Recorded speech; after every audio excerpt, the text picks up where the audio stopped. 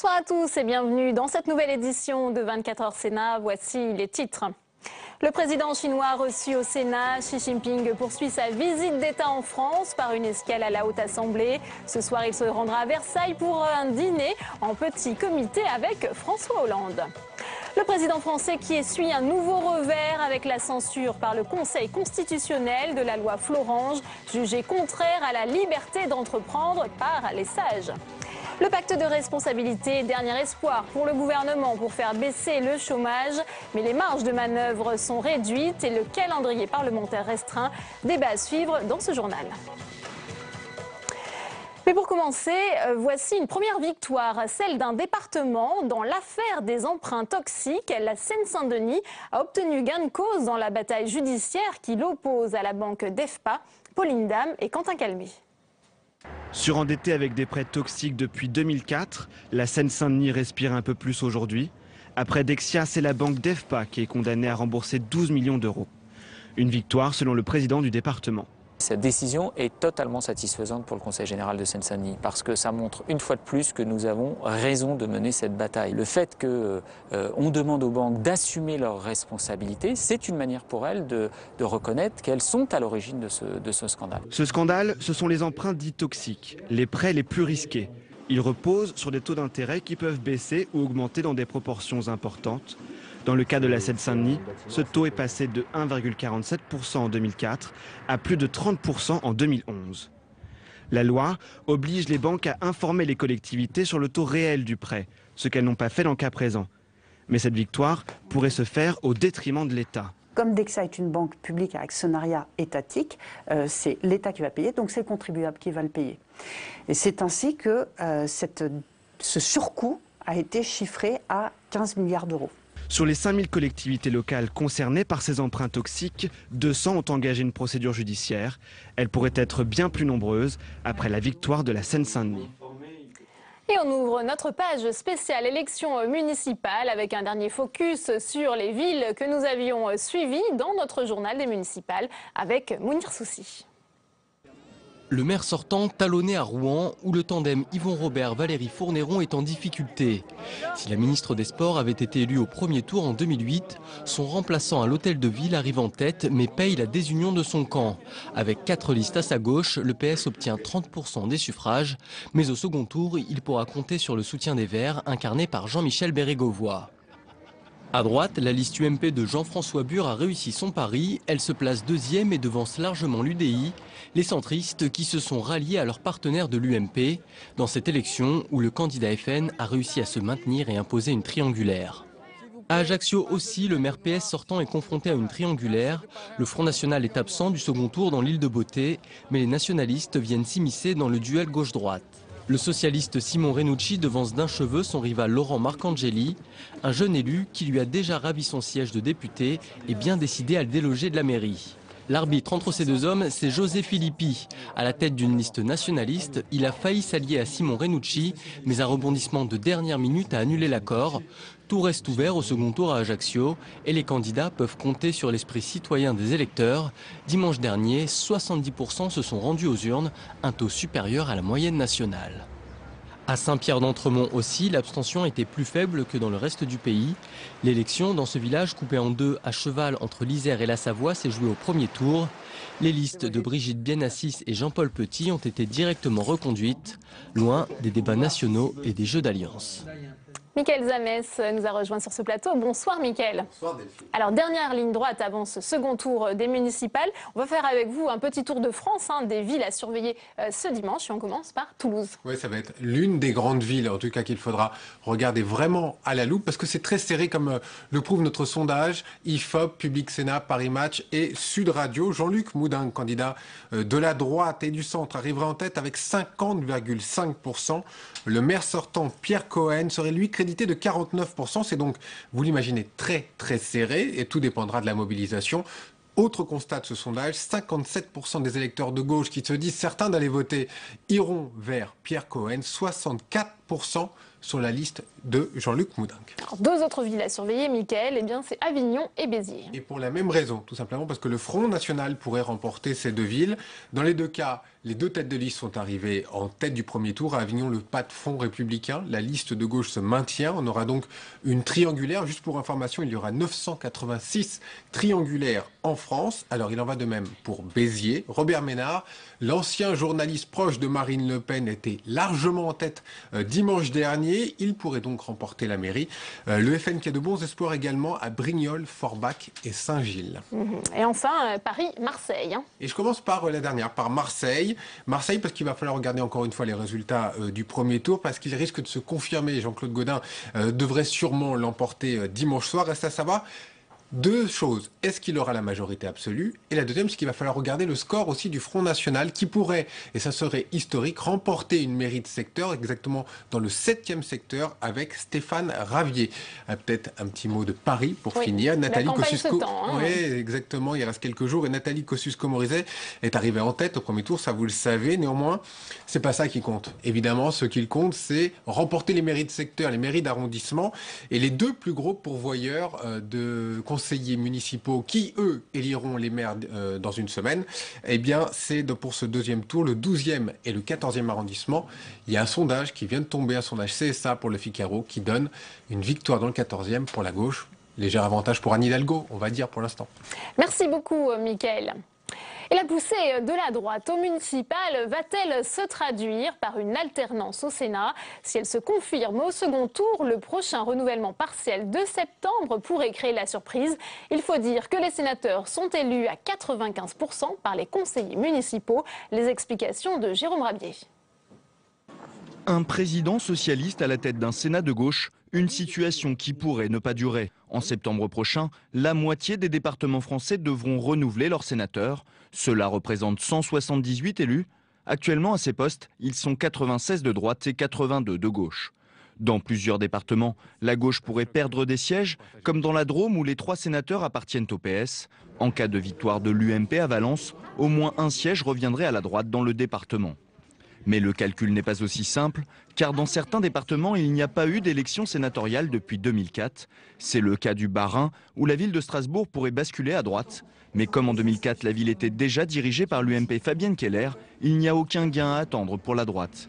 En revanche, si le maire socialiste Roland Ries l'emporte, la gauche du Bas-Rhin pourra enfin profiter au sénatorial du basculement de la ville opéré en 2008.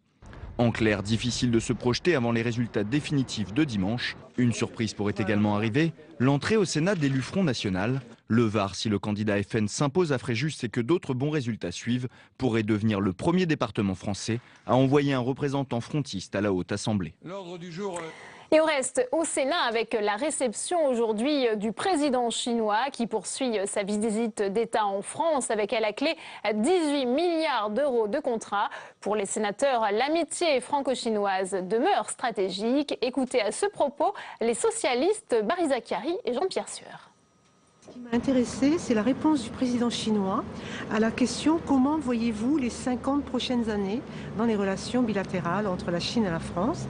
Et la réponse a été assez simple, c'est basé sur 3 piliers, l'amitié que nous avons déjà en commun, le pragmatisme économique et la confiance dans nos relations. Jean-Pierre Bel a beaucoup parlé de l'importance de la forte implication de la Chine dans la conférence sur le climat, et le président chinois a été extrêmement positif à cet égard et je pense que c'est un des acquis de cette rencontre. Et après le Sénat, le président chinois s'est rendu au Quai d'Orsay où il a été accueilli avec les honneurs par François Hollande qui s'est exprimé à l'occasion de la célébration des 50 ans des relations diplomatiques entre la France et la Chine. Le président français appelle à un renforcement de la coopération entre les deux pays dans un climat de paix. On l'écoute. La France, elle veut encore renforcer sa relation avec la Chine. Qu'est-ce que nous avons à faire ensemble ? Quels défis nous pouvons relever? Le premier, c'est la paix. C'était d'ailleurs ce que voulait le général de Gaulle, ce que voulait le président Mao Tse-tung à ce moment-là. Alors la paix, nous devons toujours l'avoir à l'esprit. car elle est encore aujourd'hui menacée.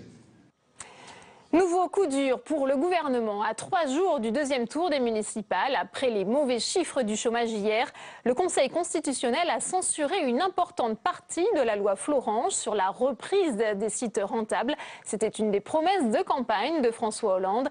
Les sages ont jugé que cette loi était contraire à la liberté d'entreprendre. Ce sont les premières victimes de la hausse du chômage annoncée hier. Les seniors, difficile de retrouver un emploi après 50 ans. Cécile Sixou et Maxime Tullier. En février, le chômage des seniors explose. Avec 1,3% de chômeurs en plus, les plus de 50 ans affichent la plus forte augmentation, près de 12% en un an. Si la crise est bien l'une des causes de ces mauvais chiffres, elle n'explique pas tout. Première hypothèse, l'échec de la politique ciblée. Avec les contrats de génération, le ministère du Travail comptait donner un coup de pouce à cette catégorie d'âge. Mais au bout d'un an, c'est un flop. Le gouvernement est loin derrière son objectif. Seulement 20 000 contrats ont été signés sur les 100 000 espérés. Le problème des contrats de génération, c'est qu'elles se situent dans le secteur privé, donc le gouvernement n'a pas la main sur les décisions des chefs d'entreprise et a conditionné l'emploi des seniors à l'embauche en CDI d'un jeune. Et puisque les entreprises n'embauchent pas en CDI aujourd'hui, les contrats de génération et donc l'effet à attendre sur les seniors est quasi inexistant. Autre hypothèse, les plus de 50 ans bénéficient d'allocations chômage favorables. Leur droit d'indemnisation chômage, par exemple, dure 3 ans contre 2 normalement. Un régime avantageux qui leur permet souvent de prendre une pré-retraite déguisée. Un grand nombre de seniors ne sont pas considérés comme chômeurs, mais viennent tout de même s'inscrire à Pôle emploi pour pouvoir toucher leur indemnisation. Donc ce ne sont pas des chômeurs au sens strict du terme, mais ce sont bien des demandeurs d'emploi. Avec la signature d'une nouvelle convention d'assurance chômage la semaine dernière, les règles devraient changer dès le mois de juillet. Il sera plus dur pour les seniors de profiter d'un système avantageux. 24h Sénat, tout de suite le débat.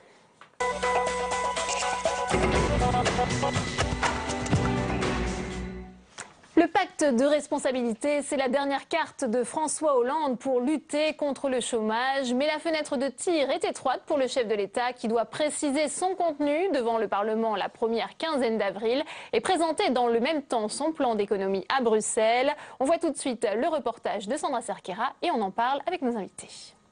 Reprendre la main et vite pour rebondir après le revers du premier tour des municipales.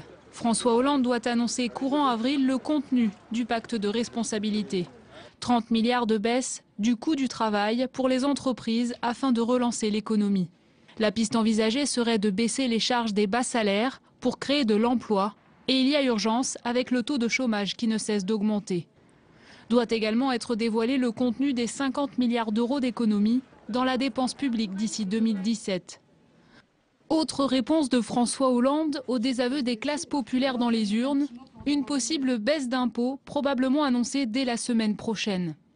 Le geste fiscal ne devrait cependant pas être d'une grande ampleur, tant les marges de manœuvre budgétaires sont réduites. Seuls les bas revenus pourraient être concernés. Une fusion du RSA et de la prime pour l'emploi est notamment d'actualité.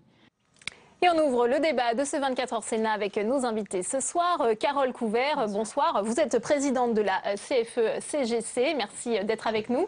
Merci. Avec nous également sur ce plateau, Albéric de Montgolfier. Bonsoir. Sénateur UMP d'Eure-et-Loir. Et notre invitée également, Juliette Méadel. Bonsoir. Vous êtes secrétaire pour le Parti Socialiste à l'Industrie. Merci à tous les trois d'être avec nous. Carole Couvert, alors votre syndicat a refusé de signer le pacte de responsabilité alors que vous aviez expliqué que vous alliez le ratifier. Pourquoi ce changement de pied ? Alors déjà, c'est le relevé de conclusion avec le patronat. C'est une précision qui est importante. Nous croyons en des mesures pour la compétitivité des entreprises, c'est fondamental. Mais nous sommes dans une logique d'un contrat de confiance avec le patronat. C'était la philosophie du relevé de conclusion, avec des efforts partagés entre les salariés et les entreprises. Or, l'assurance chômage ne s'est pas traduite par des efforts partagés entre les entreprises et les salariés, mais par une réforme qui se fait sur le dos des classes moyennes et des salariés de l'encadrement. Donc, le contrat de confiance est rompu. De ce fait, pour nous, le relevé de conclusion avec les employeurs sur le pacte de responsabilité, il y a promesse mensongère, trahison, nous ne le signons pas. Nous attendons donc du gouvernement, du président de la République, de vraies mesures, à la fois pour la compétitivité des entreprises, mais aussi pour le pouvoir d'achat des classes moyennes, avec un signal fort très rapide. Est-ce que vous comprenez que ce coup de colère en plein entre-deux-tours de ces municipales, ça ne fait pas vraiment les affaires du gouvernement? Oui, mais malheureusement, ce sont les hasards du calendrier et la négociation assurance chômage. C'est terminé vendredi dernier, vendredi dans la nuit. Donc là, on ne choisit pas. En revanche, il y a une vraie grogne qui monte des classes moyennes. Donc il est fondamental que le gouvernement entende et fasse un geste significatif, pas sur les bas salaires uniquement, mais bien aussi pour les classes moyennes. Juliette Méadel, est-ce que ce pacte de responsabilité a déjà un peu du plomb dans l'aile? On sait l'hostilité de certains syndicats à le ratifier. Alors d'abord, je suis un peu étonnée sur la méthode, puisque la CFDT, le MEDEF et d'autres syndicats, et vous-même, vous aviez donné votre accord sur ce pacte de responsabilité. Il y a même ce relevé de décision, qui d'ailleurs est le premier acte du pacte, donc qui est l'acte fondateur, et grâce auquel précisément, non seulement les classes moyennes, mais l'ensemble des salariés vont bénéficier d'une augmentation de l'emploi, vont bénéficier d'un accompagnement pour des compétences, vont bénéficier d'une formation professionnelle. Donc au fond, ce pacte, pour les salariés, pour les entreprises, c'est que du plus. Alors que votre syndicat, pour des raisons qui sont que vous n'avez pas supporté la position du MEDEF dans le cadre de l'assurance chômage, qui en effet prévoyait s'agissant des cadres, et on peut comprendre que les cadres ne supportent pas la proposition qui était de diminuer de 0,4% leur indemnisation de chômage. Donc c'est pas sur ce point-là, vous ne soyez pas d'accord, je le comprends, mais que vous preniez en otage le pacte de responsabilité qui s'adresse à l'ensemble des salariés, à toutes les entreprises de ce pays et qui va nous permettre de faire avancer le dossier de l'emploi, je trouve que c'est dommage. Vous aurez l'occasion de répondre, Carole Couvert. On va peut-être interroger Albéric de Montgolfier. Est-ce que la position de la droite est en train de changer vis-à-vis de ce pacte? Il était initialement plutôt bien accueilli, hein, on s'en souvient. Pour l'instant, on ne sait absolument pas ce qu'il y aura dans le pacte de responsabilité puisque les annonces devraient intervenir la semaine prochaine. Ce qui est certain, c'est qu'il y a une vraie urgence, c'est à tout point de vue. Sur le plan politique, le résultat des municipales est là, mais également le sondage qu'on a eu ce matin, puisque 9 Français sur 10, 87%, appellent à un changement de politique. Sur le plan, bien sûr, budgétaire, on connaît la situation budgétaire, et sur le plan économique, on voit les chiffres du chômage, 31 000 chômeurs de plus en un mois, c'est-à-dire 1000 chômeurs de plus par jour, plus de 3 400 000 chômeurs, c'est-à-dire qu'il y a, à tout point de vue, une vraie urgence. Alors je ne sais pas si ça impacte, en tous les cas, il faut que le gouvernement et le président de la République, au plus haut niveau, entendent le message et prennent les mesures en matière économique qui s'imposent. Juliette Méadel, peut-être, vous souhaitez intervenir? L'urgence est évidemment là, les résultats aux élections municipales l'ont montré. Moi, je ne crois pas que ce soit une remise en cause de la ligne politique qui soit attendue. Je crois qu'il y a en effet un changement de style, d'expression, mais qui touche toute la classe politique, la gauche comme la droite. Et donc, à cet égard, monsieur le sénateur, je crois qu'il y a aussi un renouvellement dans la façon dont on s'exprime, et je pense qu'il faut être plus direct, plus rapide, plus précis, plus efficace et plus spontané. Maintenant, sur le pacte de responsabilité, moi je trouve qu'à ce stade-là, c'est la chance de ce pays. Parce que pour la première fois, on a un gouvernement qui s'attaque à la compétitivité, qui ne sacrifie en rien la question de la formation de nos salariés, parce qu'il ne s'agit pas non plus de faire ce qu'on appelle uniquement des allègements de charges pour baisser le coût du travail, sans s'occuper de la valeur de ce pays, qui est la formation, la recherche, le capital de la jeunesse et notre capacité à gagner des parts de marché à l'export. Donc on a un pacte qui est en plus une méthode, le dialogue. Moi je crois qu'on ne gouverne pas ce pays avec des oukades. Et donc on a une méthode qui est, les partenaires sociaux doivent se mettre d'accord, vous étiez d'accord, vous avez changé d'avis, mais vous étiez d'accord. Mais c'est une question de contrat de confiance. Parce que c'est vrai que la France est au pied du mur. On a vu cette sanction dans les urnes. Il n'y a plus beaucoup de marge de manœuvre pour l'exécutif. Ce pacte de responsabilité, c'est un peu le dernier espoir du gouvernement. Oui, mais encore une fois, il ne faut pas qu'il y ait d'incompréhension. Un contrat de confiance, la confiance, ça ne se décrète pas, ça se gagne. Et ça se gagne par les actes, pas par les mots. Là, en l'occurrence, par rapport au patronat, ce qui s'est passé sur l'assurance chômage, notre non-signature n'a rien à voir avec les 0,4 points. Notre non-signature, elle est liée au fait que cet accord ne répond pas aux enjeux. Ça ne résorbera pas les déficits de l'assurance chômage. Il n'y a eu aucune des propositions que nous avons portées pour augmenter les flux financiers qui n'ont été acceptés. Nous avons, là vous disiez, je réponds à votre question. Nous avons proposé 3 solutions pour augmenter les flux financiers. Elles ont été rejetées. Il n'y a pas d'effort de côté du patronat. Tout repose sur le délai de carence qui est porté de 75 à 180 jours. Et ça ne va pas toucher que les cadres dirigeants. Ça touche aussi les techniciens. On a fait juste un exemple pour que ce soit très concret. Quelqu'un qui gagne 1 500 €. dans la branche de la métallurgie, qui a 55 ans, 15 ans d'ancienneté, avec les nouvelles règles, il aura un délai de carence de 173 jours. Oui, mais il a une indemnité de départ. Ce qui veut dire que son indemnité ne vient plus compenser le préjudice, mais va servir à l'alimentaire pendant les 6 mois et va venir pallier les carences de l'assurance chômage. Sur le reste, nous sommes toujours dans une logique gagnant-gagnant. Nous sommes prêts à rediscuter. Nous allons partir dans les négociations de branche. Nous allons discuter avec le gouvernement et nous passons des discours aux actes. Nous avons lancé une application gratuite qui s'appelle Made in Emploi sur l'Apple Store et Google Play, qui permet à chacun, avec ses achats, d'acheter malin pour défendre l'emploi en France. Voilà, la CFE-CGC, Oui, c'est passer du discours aux actes. Je crois que vos Juliette fédérations Méadel, signeront... laissez réagir Albéric de Montgolfier. Je trouve que ce débat est très technique, très intéressant, mais ce n'est pas du tout la réponse qu'attendent les Français. Ce qu'ils veulent savoir, c'est demain, quelle réponse concrète on va apporter en termes de pouvoir d'achat, en termes de fiscalité, en termes de maîtrise des dépenses publiques. Je vais prendre un exemple qui est celui de la hausse des cotisations, notamment dans les emplois à domicile. Cette hausse de cotisations, on nous a dit qu'il faut plus de recettes. Eh bien, c'était exactement le contraire qui s'est produit, puisque les statistiques viennent de tomber. À peu près 5% en moins de cotisations sociales. Donc notre conviction, c'est que la hausse générale des impôts, la hausse des cotisations, a été contre-productive. Et non seulement, évidemment, ça a enlevé du pouvoir d'achat, mais en plus, ça a provoqué des baisses de recettes. Et je crois qu'il faut vraiment, s'il y a un choc qu'il doit y avoir, c'est clairement aussi un choc fiscal. Maîtrise de la dépense, des économies, revenir sur des décisions comme l'embauche massive de fonctionnaires, sur des questions comme le jour de carence, mais également, du côté des recettes, avoir le courage de prendre la mesure du ras-le-bol fiscal. Juliette Méadel, quelle est la marge de manœuvre du gouvernement? On a vu aujourd'hui le Conseil constitutionnel qui censure cette proposition de loi Florange. Il y a toujours ce risque, cette épée de Damoclès, que les propositions qui sont votées par le Parlement soient censurées. Est-ce que le gouvernement a encore la main mise sur les politiques publiques? Il est bien naturel que le Conseil constitutionnel remplisse son rôle et c'est de bon fonctionnement de l'État. C'est un signe de bon fonctionnement de l'État que quand il y a une disposition qui n'est pas conforme à la Constitution, elle soit censurée par le Conseil constitutionnel. Pour revenir sur le cœur du sujet que vous avez évoqué, qui est la question de la dette, quelles sont les marges de manœuvre du gouvernement? J'avoue que, pardonnez-moi, vous allez dire que c'est de la politique politicienne, mais il se trouve que pendant les 10 années précédentes, la dette a été augmentée de façon colossale et pratiquement de 600 milliards d'euros. Donc, la gauche arrive avec ça à gérer. Alors, c'est vrai que c'est pas facile. C'est vrai que là, il faut absolument accélérer. C'est certain, c'est le message qui nous a été envoyé. Mais n'oubliez pas quand même que, j'avoue, se faire donner des leçons aujourd'hui par ceux qui, pendant 10 ans, ont plombé les comptes de l'État et n'ont rien fait pour la compétitivité, c'est vrai qu'il faut l'accepter, il faut accepter la critique, mais je crois qu'il faut aussi le dire et l'expliquer. Juliette Méadel, on nous dit que François Hollande va très prochainement présenter le contenu de son pacte de responsabilité. Est-ce que vous en savez un petit peu plus? Mais il y a aujourd'hui, concrètement et dans les journaux, des indications qui ont été données sur les négociations de branche. C'est-à-dire qu'on va dire et on va demander aux entreprises, aux partenaires sociaux, dans chacune des branches, de faire des efforts dans plusieurs directions, en matière d'emploi, en matière de compétences, c'est-à-dire qu'il y a des objectifs que les branches vont devoir se fixer pour améliorer la compétence générale des salariés. En matière de dialogue social, c'est très important, c'est-à-dire qu'on veut faciliter pour le salarié l'investissement dans le dialogue social. Et pour finir, en matière de suivi, c'est-à-dire que tout ça, ça n'est pas des mots, c'est que à partir de cet été, avant l'été, il y aura déjà des premiers indicateurs sur l'efficacité de ce pacte, sur l'emploi, sur la qualité de l'emploi, sur le dialogue social et sur l'efficacité de la mesure. Carole Couvert, vous qu'attendez-vous de ce pacte qui pourrait faire changer la position de votre syndicat? Nous attendons 3 choses de la part du gouvernement. C'est 1, comment accompagner les entreprises dans la montée en gamme de la production. Ça sert à rien qu'on se batte sur les premiers prix, d'autres pays savent les faire très bien. 2, que nous puissions continuer d'investir dans l'innovation, dans la recherche et développement. Et 3, que nous arrivions à trouver le concept justement usine du futur avec un mix homme-machine, parce que pour nous c'est le seul moyen de ramener de la production en France. Et donc pourquoi je parle de ces 3 sujets-là?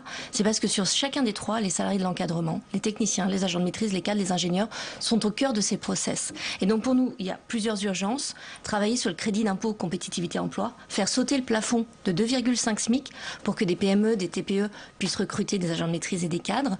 2, travailler sur le crédit d'impôt recherche pour qu'on s'assure derrière que la filière de production se passe en France. 3, arriver à créer un écosystème autour de la reprise d'entreprise par les salariés. Le projet de loi de Benoît Hamon, nous y tenons, nous le défendons. Et là aussi, le délai de carence qui passe de 75 à 180 jours, pour nous c'est un problème parce que c'était le pécule de départ pour certains cadres ou encadrants pour reprendre des entreprises. Et puis je crois qu'il faut aussi travailler sur des sujets européens. Et là il y a une urgence que le gouvernement, le président passe à l'offensive sur la mise en place d'un serpent fiscal et social. Sinon on est en train de mettre un pansement sur une jambe de bois. Il faut arriver à faire converger les politiques fiscales et sociales européennes et aussi à parler de la parité euro-dollar. Est-ce que vous pensez que les cadres que vous représentez ont sanctionné le gouvernement dans les urnes dimanche dernier? Alors là, nous sommes une organisation indépendante des partis politiques, nous ne donnons pas de consignes. Encore une fois, nous sommes vraiment dans une logique gagnant-gagnant, entreprises et salariés. Nous allons dialoguer avec le gouvernement. Ce coup de gueule n'est pas à destination du gouvernement, mais c'est vraiment une alerte. Entendez la gronde des classes moyennes, du pouvoir d'achat. Il faut vraiment des gestes forts très rapidement. Albéric de Montgolfier, vous souhaitez réagir? J'attends pas des décisions techniques, j'attends des décisions fortes en matière fiscale.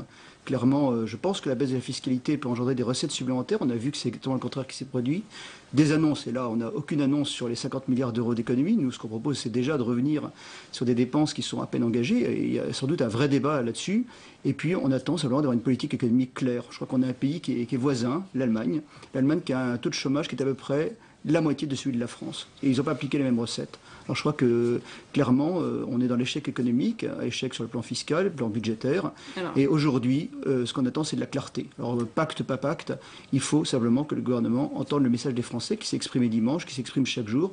Cette grogne, cette baisse du pouvoir d'achat, c'est pas un fantasme, c'est une réalité. La présentation du contenu du pacte doit être assortie d'un remaniement ministériel. Mais il y a déjà eu des annonces en ce qui concerne la baisse de la dépense publique. C'est pas vrai que les 50 milliards sont pas documentés. On a déjà parlé d'économies dans la santé, on a déjà parlé des doublons administratifs. Il y a une réforme, vous le savez, j'imagine, sur de la décentralisation, pour voir comment on peut faire baisser la dépense publique dans les collectivités locales. Il y a des réformes qui sont engagées dans les administrations centrales. Il y a des économies absolument partout, c'est-à-dire que le service public fonctionne en collectivité maintenant avec de moins en moins de moyens. Donc voilà, toutes ces dépenses-là sont en train de baisser. Ça fait partie du pacte de responsabilité. Et ensuite, le grand message maintenant, c'est un message en direction des entreprises, c'est-à-dire qu'on veut les aider.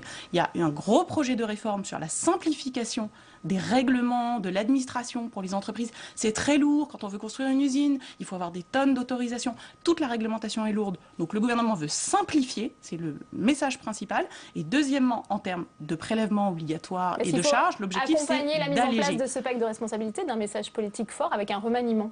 Mais je crois que la discussion a lieu en ce moment même. Donc le président de la République décidera naturellement. Mais bien sûr, le pacte de responsabilité, pour que ça marche, il faut qu'il soit porté par une énergie politique et par, effectivement, peut-être un changement, mais ça ne m'appartient pas. Albéric de Montgolfier, sur un possible remaniement, qu'est-ce que ça changerait? À moi de commenter le remaniement. Je crois que c'est plus qu'un remaniement, c'est clairement un changement logiciel et un changement de politique qu'on attend aujourd'hui. On n'est pas simplement dans le changer les hommes ou les femmes.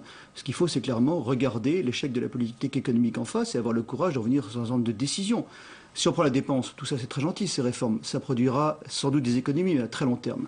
Et aujourd'hui, par exemple, dans les dépenses sociales, voilà, je suis gestionnaire d'un département, d'un conseil général, et je regarde la manière dont est géré le RSA, dont aujourd'hui on a sur le domaine de l'assistanat un certain nombre d'abus, de dérives, et aujourd'hui on n'a absolument aucun moyen de contrôle. Même si les collectivités proposent des moyens de contrôle, on sait très bien que par le seuil des minima sociaux, on peut avoir le RSA est géré 80... par les départements, donc non, mais les conditions d'accès, elles sont nationales. En tant que président du non, Conseil général, les conditions d'accès, le taux, et quand le gouvernement décide 2 augmentations successives au mois de janvier, l'une et au mois de mars du RSA, la revalorisation du RSA, est-ce que c'est dans le raisonnable? Je dis non, clairement. Aujourd'hui, on a des personnes qui sont dans les minima sociaux qui touchent 80%. Carole Couvert, peut-être sur ce remaniement, est-ce que vous redoutez qu'un changement de gouvernement remette en cause les négociations actuelles sur... Non, pas du tout, puisque c'est un remaniement. Le président de la République reste, c'est lui qui a impulsé le pacte de responsabilité. Maintenant, il y a une urgence, il faut vraiment avancer vite et arriver à créer les conditions de la confiance.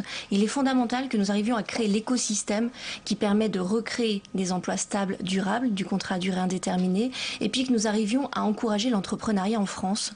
Et je reviens encore une fois sur la notion de reprise d'entreprise par les salariés, parce que dans les 10 ans qui viennent, il va y avoir 500 000 à 700 000 entreprises à reprendre en France. C'est une priorité nationale, sinon ce sont des emplois qui vont être détruits. Donc à la CFE-CGC, 2 batailles, l'emploi et le pouvoir d'achat pour les classes moyennes.